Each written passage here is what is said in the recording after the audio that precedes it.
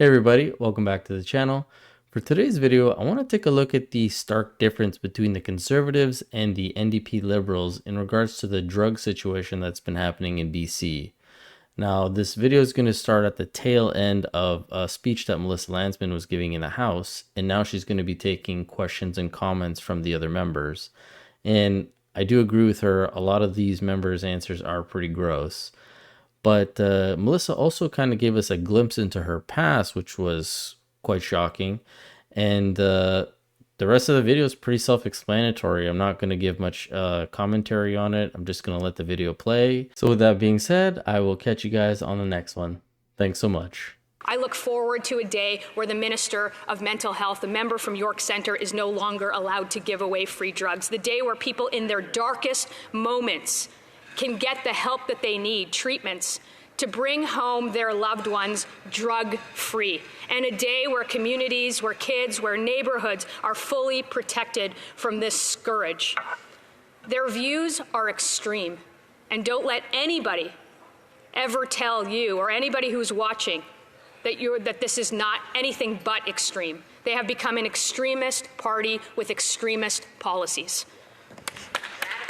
Questions and comments, the Honourable Minister for Indigenous Services.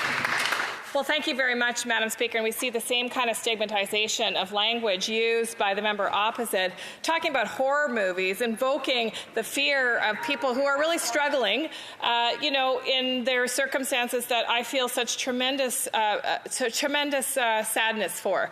I do want to ask her, though, about her premise, which is really to return to a failed war on substance users that has been the approach of, indeed, it was the approach of the Stephen Harper government. It certainly has been the approach of many other Conservative governments, and we haven't seen actually an alleviation even in countries that have even more extreme war on substance users, up to life imprisonment and in some sad cases even death. So tell me how this new proposal from the Conservatives would actually work when we have evidence around the world that it actually just poses a deep burden on families and substance users.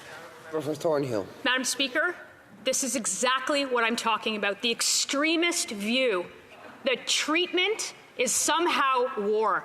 I want to tell you something. Thank God my parents, the circle around me, those who I worked with, my friends, had faith in my own recovery. Thank God I had treatment.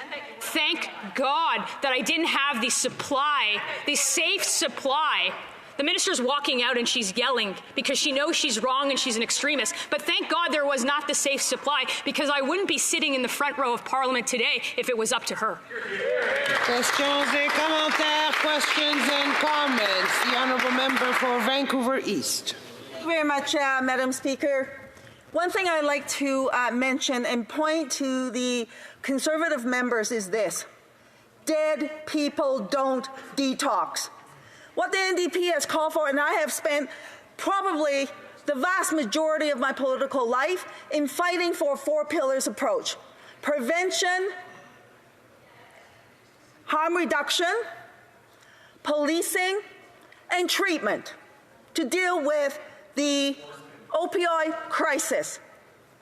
And right now, statistics says, and the numbers don't lie, Alberta is the leading province with a number of drug poisoning deaths.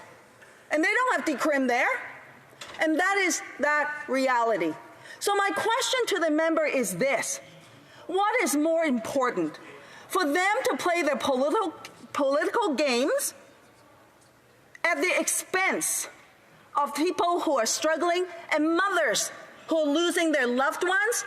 Or is it more important for them to put the facts before them and take a four-pillars approach that includes harm reduction, that saves lives for Canadians? The Honourable Member for Thornhill. Madam Speaker, speak about a political approach. She's got an ideological opposition to the province of Alberta and is using the deaths in that province to make a political point.